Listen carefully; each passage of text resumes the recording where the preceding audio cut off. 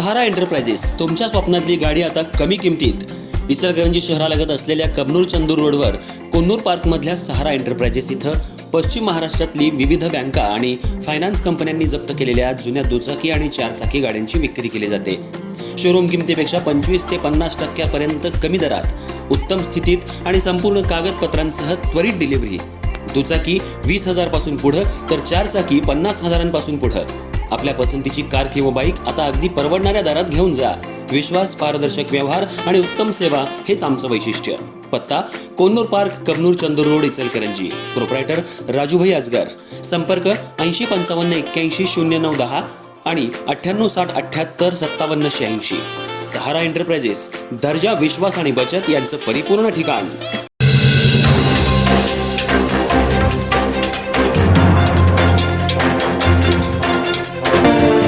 इचलकरंजी महानगरपालिकेची आजची विशेष सभा पाणी या विषयावर वादळी झाली.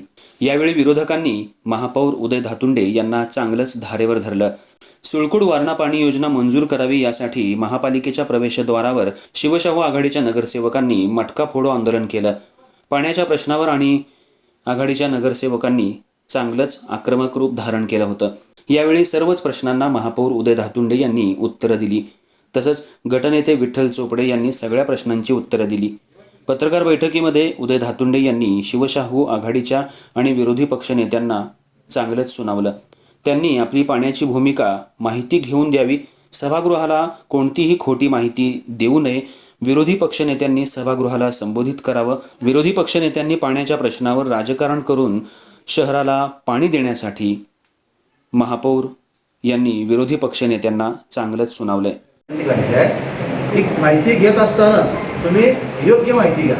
सभागृहामध्ये असं नको की एखादा शब्द तुम्ही एखादं माहिती, एखादे पैशाचे आकडे किंवा कुठलंही काम हे तुम्हाला माहितीपूर्वक असलं पाहिजे. आता मागच्या महासभेला तसंच झालं.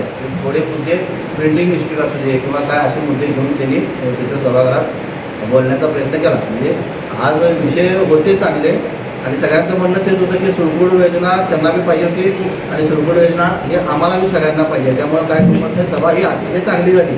पण एकच त्यामध्ये असं आहे की त्यांना माहिती चुकीची त्या आणि त्यावर त्यांनी ते बोलून जातात सगळ्या गोष्टी. मग त्यानंतर अधिकारी आणि गट त्याचे वगैरे उत्तर देतात.